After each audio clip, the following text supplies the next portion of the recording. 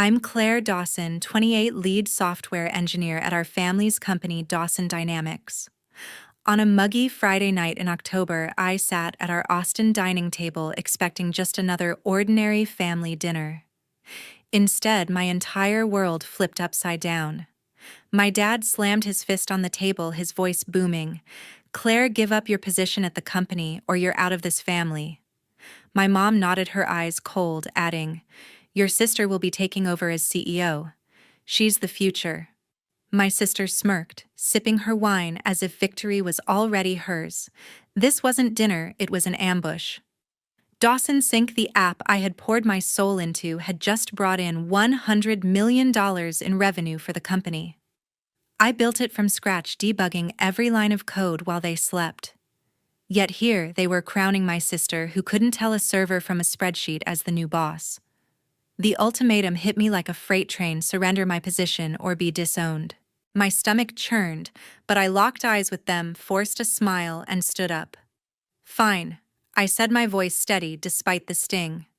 I turned and walked away, leaving behind the family and the company I had given everything to. They thought they had broken me, but I had built a safeguard into Dawson Sync, a security lock only I could unlock. 6 months later, the calls came one after another, desperate and endless as their empire crumbled. I only replied, "Remember that dinner, I don't forget." Before we dive deeper into my story, tell me, what time is it where you're watching and which city are you in? I want to see just how far my story has traveled. 14 months earlier, I was coding my heart out in our Austin office, dreaming big. My days blurred into nights, hunched over my laptop building Dawson Sync, an AI-powered app to streamline supply chains for retailers. It was my baby, a dream to revolutionize how businesses moved goods. I'd write code for 18 hours straight, fueled by coffee and ambition, tweaking algorithms to predict inventory needs with pinpoint accuracy. My boyfriend Ryan Porter, a brilliant software engineer, was right there with me, debugging lines of code in our cramped office near Ladybird Lake. We'd high-five over a fixed bug, our laughter echoing through the quiet nights. Dawson Dynamics wasn't just any company, it was my dad's legacy. Thomas Dawson, our chairman, started it in 1985, back when Austin was just a sleepy college town. He'd built it into a mid-sized player in tech, and I grew up hearing stories of his hustle. My mom, Susan Dawson, handled finances, keeping our books tight and our reputation polished. She cared about the family name, always pushing us to look the part at industry events. Then there was my sister, Monica Dawson, 2 years older, and all charm, no code. She thrived at networking events, tossing around buzzwords like disruptive innovation without understanding the tech behind it. I'd roll my eyes but let it slide. She was family, and I figured we'd find a balance. By spring, Dawson Sync was ready. Ryan and I ran final tests, watching the app crunch data faster than anything on the market. We pitched it to a major retail chain, and Carlos Vega, their supply chain manager, signed a deal that changed everything. Dawson Sync rolled out across their warehouses, cutting costs and boosting efficiency. The contract brought in $100 million in revenue, a number that made my dad's eyes light up at our next board meeting. I remember standing in that glass-walled room presenting the numbers, my voice steady, but my heart racing. Ryan squeezed my hand under the table, his grin saying, "We did it." For a moment, I thought I'd earned my place, not just as the coder, but as a Dawson. But Monica had other plans. She started showing up at tech meetups around Austin, schmoozing with startup founders and venture capitalists. At one event near Dell's headquarters, I overheard her telling a crowd, "Dawson Sync is just the start. My vision will take us global." Her vision, I bit my tongue, but it stung. She'd never written a line of code, never stayed up until dawn fixing a crashing server. Ryan noticed my clenched jaw and whispered, "Let her talk. You built the real thing." I nodded, trying to focus on the app's success, but Monica's words kept creeping in.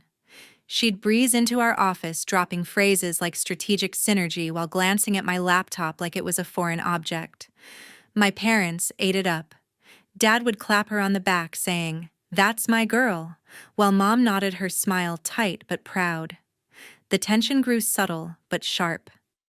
At a family barbecue, Monica pitched her global expansion plan to Dad, all buzzwords and no substance. I tried to chime in about Dawson Sink's scalability, but Mom cut me off saying, "Let your sister shine, Claire." Ryan shot me a look, his eyes saying, "Stay cool." I did, but it was like swallowing glass. I started noticing how Dad's emails to me were shorter, more about logistics than praise. Mom's calls focused on Monica's latest networking win, not my late-night coding sprints.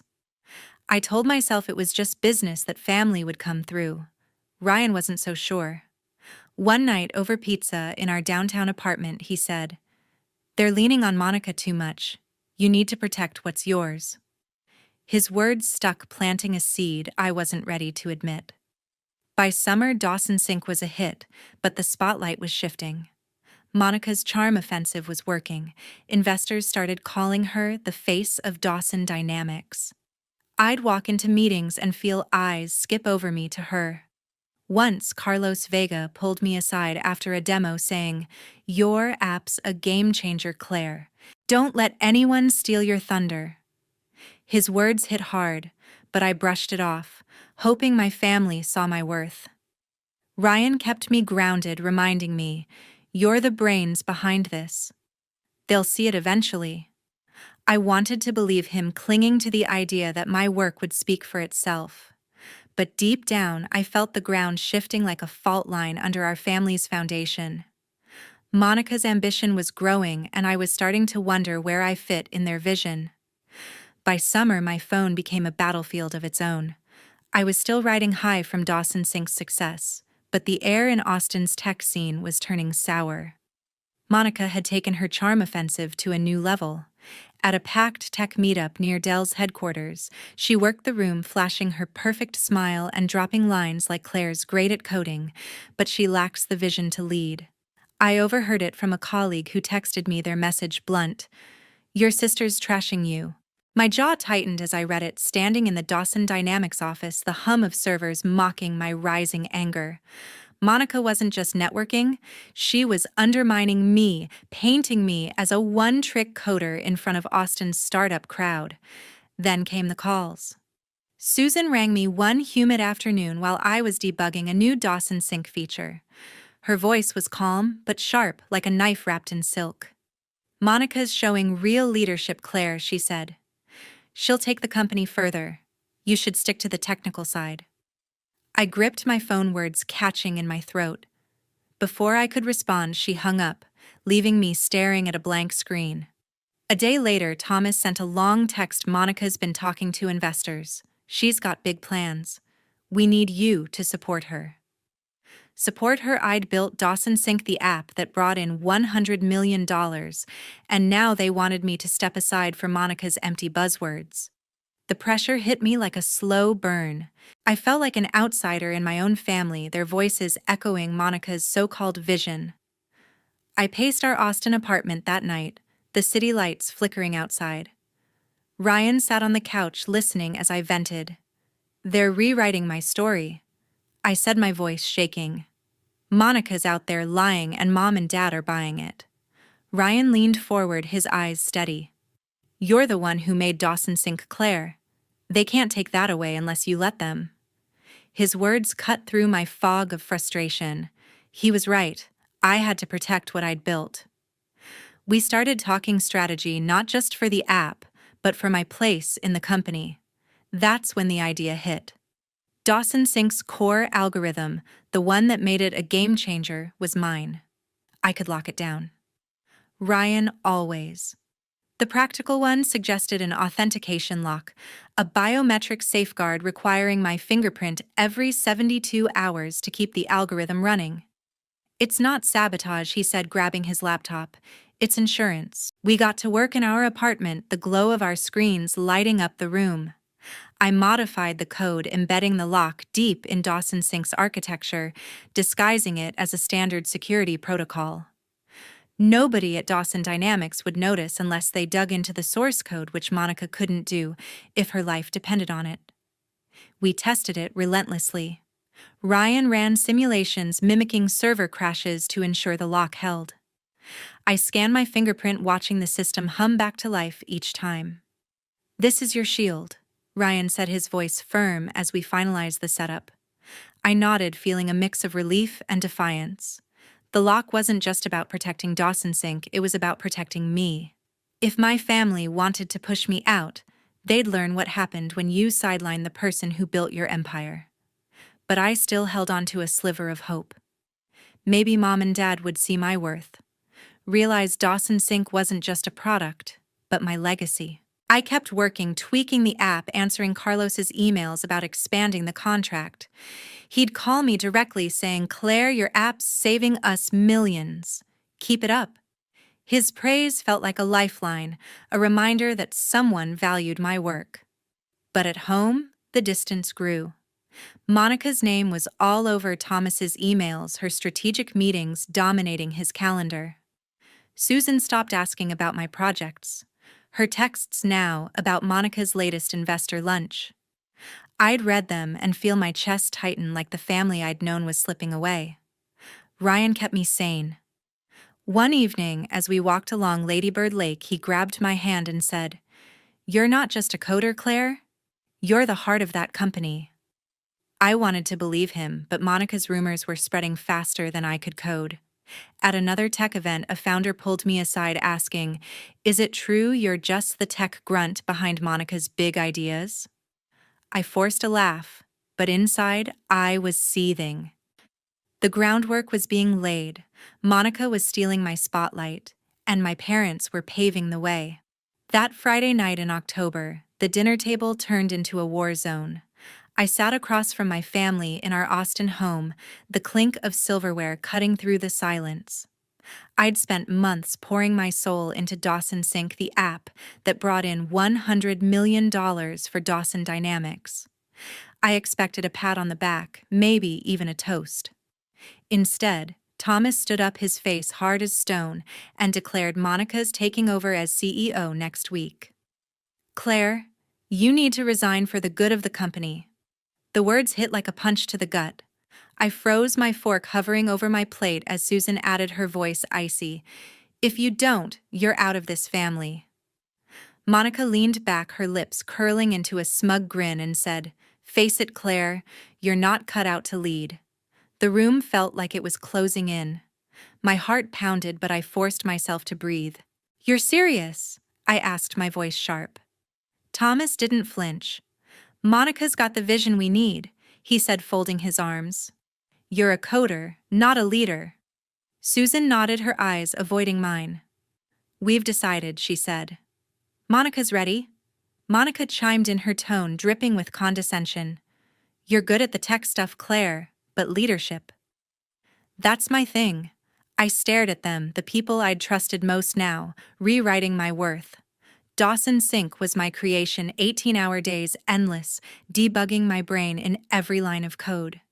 And they were handing it to Monica, who couldn't even log into our servers without help. I pushed back, my voice steady but burning. "I built Dawson Sink. It's the backbone of this company. You think Monica can run it?" Monica scoffed, rolling her eyes. "I don't need to code to lead," she said. "I've got the big picture." Thomas raised a hand, cutting me off. "Enough, Claire. Resign by Monday or you're done here. Family included." Susan's silence was louder than her words, her face a mask of agreement. The betrayal sank deep like a blade, twisting in my chest. I'd given everything to Dawson Dynamics, and they were tossing me aside for Monica's empty promises.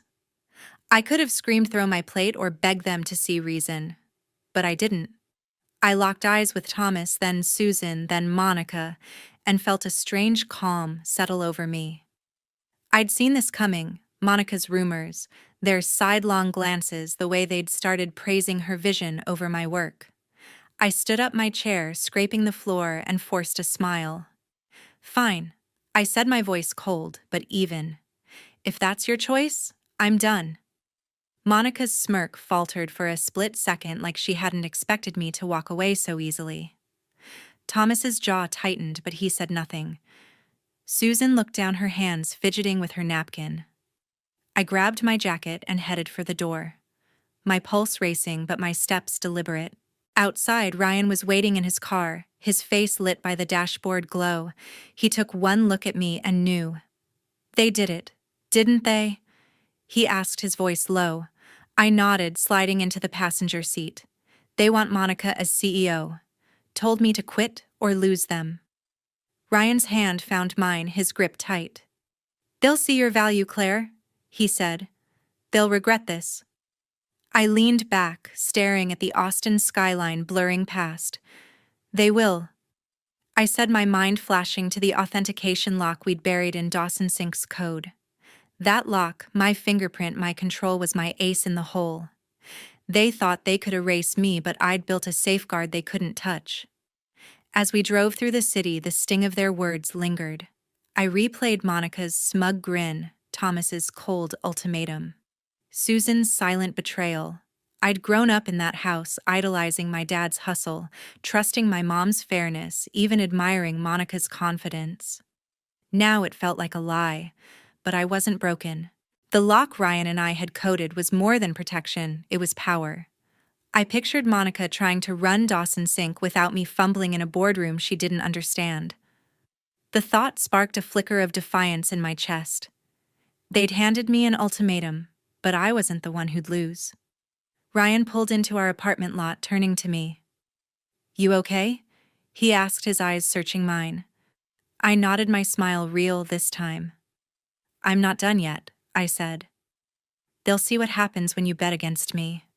He grinned, squeezing my hand again. That's my girl. I stepped out, the night air cool against my skin, and felt something shift inside me. The family I'd known was gone, but I had Ryan, my work, and a plan. They'd pushed me out, but I wasn't leaving empty-handed. 1 week after I walked out, my phone was blowing up like Austin's rush hour. I was in my apartment sipping coffee with Ryan when the first call came. It was Carlos, his voice tight with panic. Claire, Dawson Sink's tanking inventory's a mess. Efficiency's down 40%. What's going on? I leaned back, my pulse quickening. The authentication lock we'd buried in the code had kicked in right on schedule. Without my fingerprint, the app's core algorithm was choking, and Monica, the new CEO, was out of her depth. Carlos's tone sharpened. Fix this or we're pulling the contract. That's $100 million on the line. I promised to look into it, but inside I felt a spark of satisfaction. They'd learn what happens when you push out the one who built the machine. By noon, my inbox was flooded. Dawson Dynamics was in chaos, emails from engineers, reported servers stalling, clients complaining about delayed shipments. Monica had taken charge, but she was floundering. I got a text from a junior coder. Monica's yelling at us to fix the code, but she doesn't even know where to start. I pictured her in the boardroom throwing around buzzwords like optimize while the team scrambled. She'd never touched Dawson Sink's source code, couldn't tell a function from a firewall. The office, once my second home, was now a circus, and Monica was the ringmaster without a clue. Then Thomas made his move. A sleek black car pulled up outside my apartment that afternoon, and out stepped Daniel Harper, the family's lawyer. He sat across from me, his briefcase snapping open like a warning shot. Claire, he said, his voice smooth but firm, Thomas needs you back to save the company's legacy. Name your terms. I raised an eyebrow, leaning forward. Legacy. They chose Monica over me. Daniel didn't blink. They're desperate. The board's panicking, clients are jumping ship. Come back, or Dawson Dynamics is finished. I stared at him, the weight of their betrayal still fresh. They'd forced me out, and now they wanted my help to clean up their mess. That evening, Susan called, her voice trembling over the line. Claire, don't destroy the company, she pleaded. This is our family's work, your father's dream. Please come back. I gripped the phone, my knuckles white. You told me to quit or lose you. I said, my tone cold. You made your choice. She stammered, her words breaking. We didn't mean it like that. Monica's struggling. We need you. I hung up, my chest tight with anger and a strange sense of power.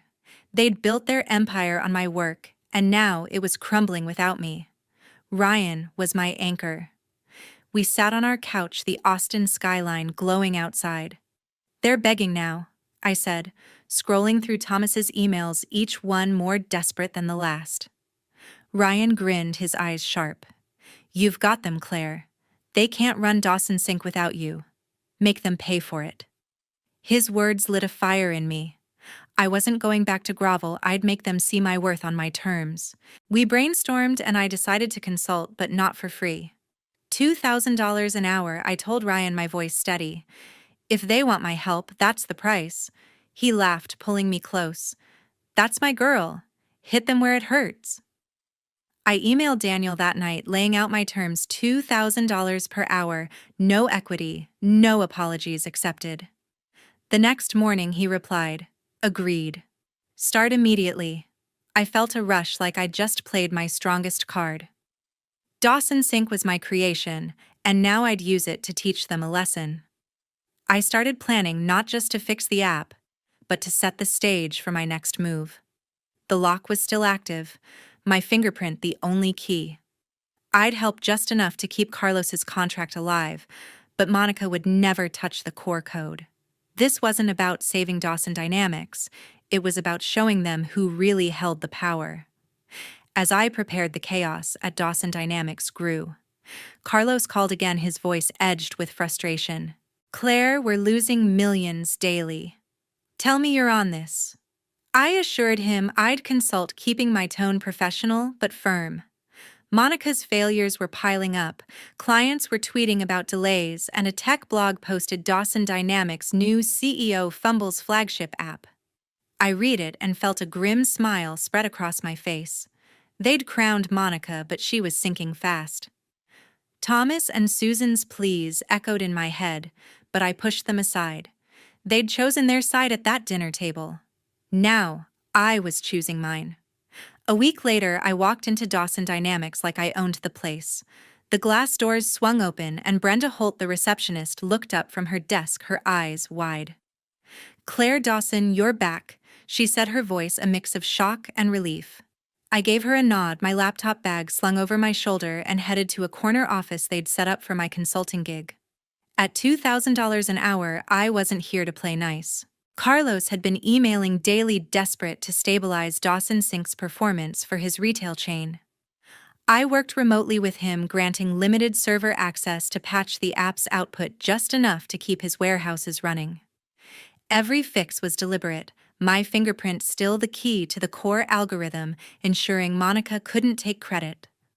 The office buzzed with tension.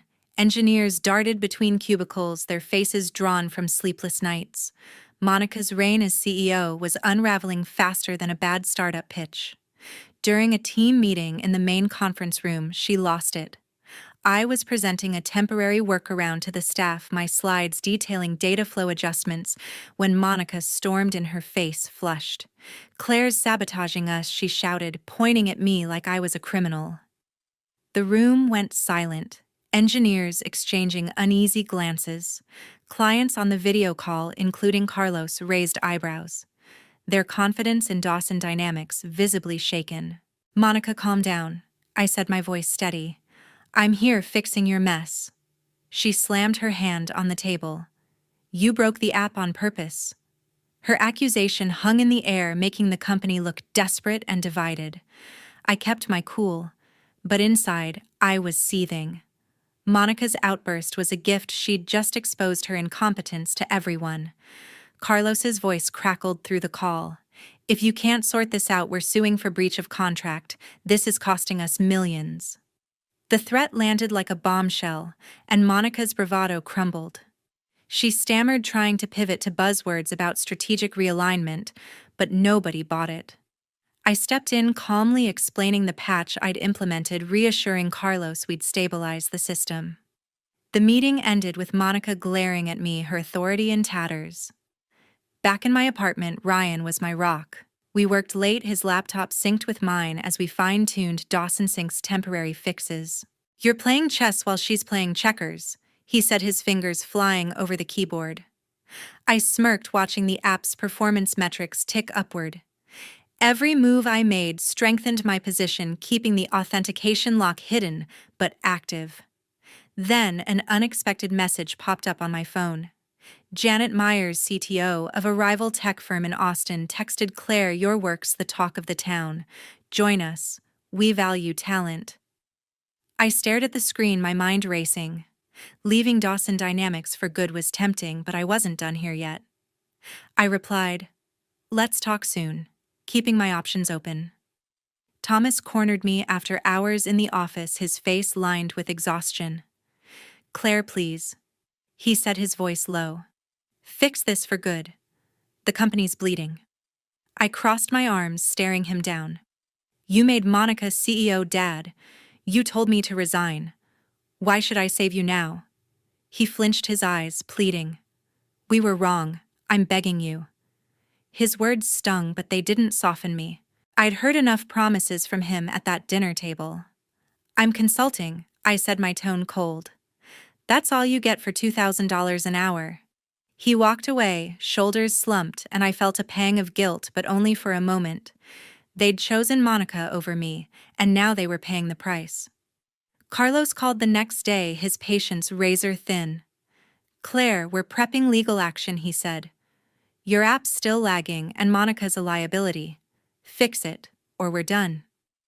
I assured him I was working on it, but my mind was elsewhere. The authentication lock was my leverage, and I was ready to pull the trigger. Every patch I sent Carlos kept his contract alive, but I was laying the groundwork for something bigger. Monica's public meltdown had cracked Dawson Dynamics' reputation, and I was about to widen that fracture.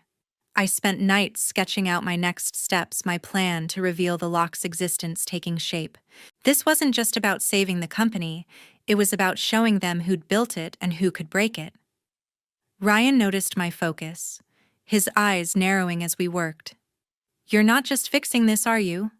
he asked, leaning back in his chair. I met his gaze, a slow smile spreading. "I'm setting the stage," I said. "They'll know exactly what I'm capable of." He nodded, his grin matching mine. The office might have been Monica's battlefield, but it was my chessboard. Janet's offer lingered in my thoughts, a lifeline if I chose to walk away. But for now, I was in control, and Dawson Dynamics was about to learn what happened when you underestimated Claire Dawson. 3 months later, Monica's wedding became my stage. The venue, a sprawling Austin estate, was draped in white roses and string lights, but I wasn't there to celebrate. I'd been invited as a formality, a nod to family ties that felt more like a trap. I stood at the edge of the reception, my black dress sharp against the pastel crowd, watching Monica glide through guests in her gown. Dawson Dynamics board members were there, sipping champagne, unaware of the bomb I was about to drop. Carlos had emailed me that morning, his tone clipped. "We're cutting half the contract. Dawson Sync's still unstable." The news didn't surprise me, the authentication lock I'd embedded ensured it. Today, I'd make sure everyone knew why. The speeches began, and I seized my moment. I stepped to the microphone, my heart steady, and addressed the room. "Dawson Sync's core algorithm," I said, my voice clear, "requires my fingerprint every 72 hours to function. Without it, the app fails." The crowd froze, glasses clinking to a stop. Monica's face turned ashen, her bouquet trembling in her hands. "That's why your systems are crashing." I continued, locking eyes with the board members. "I built it and I control it." Gasps rippled through the guests. Monica shoved through the crowd, her voice shrill. "You're betraying our family," she screamed. "You sabotaged us." I didn't flinch. "You took my company," I said. "I protected what's mine." Thomas pushed forward, his face red. "Claire, take a leadership role," he said, his voice urgent but low. "Fix this and we'll make it right." Susan grabbed my arm, tears streaming. "Do it for your sister Claire," she sobbed. "For family." I pulled away, my chest tight but my resolve ironclad. "You chose Monica over me," I said, looking at them both. "You don't get to beg now." The board members whispered, their faces grim. Carlos, standing nearby, shook his head, his expression a mix of frustration and respect. The truth was, out Dawson Dynamics was crumbling and I held the key. I left the microphone and walked out, the weight of their stares on my back. Outside, Ryan waited by his car, his grin wide as I approached. "You did it," he said, pulling me into a hug. "They're reeling." I nodded, adrenaline still coursing through me. "It's not over yet," I said. Earlier that week, I'd signed a contract with Janet Myers, CTO of a rival tech firm. Her offer was a fresh start, equity, creative control, and a team that valued me. I slid into Ryan's car, the Austin skyline stretching before us as we drove away. "What's next?" he asked, his hand on mine. "We build something new," I said, my voice firm. "Something they can't touch." The fallout hit fast. Carlos's company slashed $50 million from Dawson Dynamics' contract, citing operational instability. A tech blog broke the story the next day: Dawson Sync's collapse, founders lock shakes family firm. The article detailed Monica's failed leadership and my reveal, painting Dawson Dynamics as a cautionary tale. I read it over coffee, a quiet satisfaction settling in. Thomas's emails flooded my inbox, pleading for a meeting, but I ignored them. Susan's voicemails, choked with apologies, went unanswered. They'd built their empire on my code, then tried to erase me. Now they were facing the consequences. Ryan and I spent nights planning our future. We sketched out ideas for a new app, one that would rival Dawson Sync but belong to us. Janet's firm was already setting up a lab for me, and her team's excitement was infectious. "You're going to kill it," Ryan said one evening, his laptop glowing with our mock-ups. I smiled, feeling lighter than I had in months. Dawson Dynamics had been my home, but it was also my cage. Leaving it behind wasn't just freedom, it was victory. The wedding reveal wasn't about revenge, it was about truth. Monica's accusations, Thomas's offers, Susan's tears, they couldn't change what they'd done. I'd given them everything, and they'd thrown it away for a vision that didn't exist. As Ryan and I drove through Austin's streets, the city lights blurred into streaks of possibility. I wasn't the coder they'd dismissed anymore. I was Claire Dawson, the one who'd built an empire and walked away when it turned on me. Dawson Dynamics would limp on, but without me, it was just a shadow. My future was mine to write, and I was ready to start. 2 months after Monica's wedding, Austin's spring breeze carried my new freedom. I stood in the sleek offices of Janet Myers' tech firm, watching our new app Nexus Flow dominate the market. It was generating $200 million in revenue, double what Dawson Sync ever achieved at its peak. My team engineers, who respected my vision, cheered as we hit another milestone. Janet clapped me on the shoulder, her grin wide. "You've outdone yourself, Claire," she said. I smiled, feeling the weight of my past lift. Dawson Dynamics. The company I'd built was now a shadow, and I was thriving without it. The fallout for Dawson Dynamics was brutal. After my reveal at Monica's wedding, their biggest clients, including Carlos, pulled out completely, costing them over $100 million in contracts. A tech journal reported a small-scale bankruptcy as the company scrambled to cover debts. Thomas had to sell the family's sprawling Austin villa to keep the business afloat, moving into a modest condo downtown. Monica sent me a text, her words dripping with false sincerity. "I'm sorry, Claire. Can we talk?" I didn't reply. Susan took it further, sending Daniel Harper, the family's lawyer, to my new office with a proposal to reconcile and rebuild. I laughed, handing him back the papers. "No thanks," I said. "I'm done." Susan called that evening, her voice sharp over the phone. "Claire, you're tearing us apart," she said. I leaned back in my chair, the Austin skyline glowing outside my window. "Remember that dinner in October, Mom?" I asked, my tone calm but pointed. "You chose Monica. I chose myself." I hung up, my heart steady. There was no going back. They'd built their legacy on my work, then discarded me. Now they were living with the wreckage, and I was building something better. My new chapter began beside Ladybird Lake, where Ryan and I said our vows under a canopy of oak trees. The outdoor wedding was simple but vibrant, with wildflowers lining the aisle and tech friends from Janet's firm raising glasses to us. Ryan looked at me, his eyes warm, and whispered, "We made it. Claire." I squeezed his hand, my ring catching the sunlight. The crowd cheered as we kissed the lake sparkling behind us. These were my people, those who saw my worth, who didn't demand I dim my light for their comfort. As we danced under the stars, I felt whole, untethered from the family that had tried to break me. The lessons came into focus that night. Family isn't just blood, it's the people who recognize your value, who stand by you when the world turns cold. Independence was my victory, not just over Dawson Dynamics, but over the idea that I needed their approval to succeed. I'd built Dawson Sync from nothing, and when they took it, I built Nexus Flow, something greater. Monica's fake apology, Thomas's desperation, Susan's pleas, they were noise, not truth. My real family was here, laughing with me, believing in me.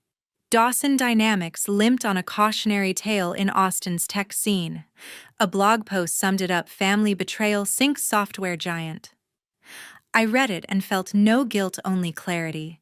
They'd underestimated me, and now they were paying the price. Ryan and I were already planning our next project, a platform to empower small businesses free from corporate games. Janet's firm gave us the resources, but the vision was ours. As I stood on the lake's edge, the spring breeze cool against my skin, I knew I'd won, not by destroying them, but by outgrowing them. Independence wasn't just my shield, it was my strength.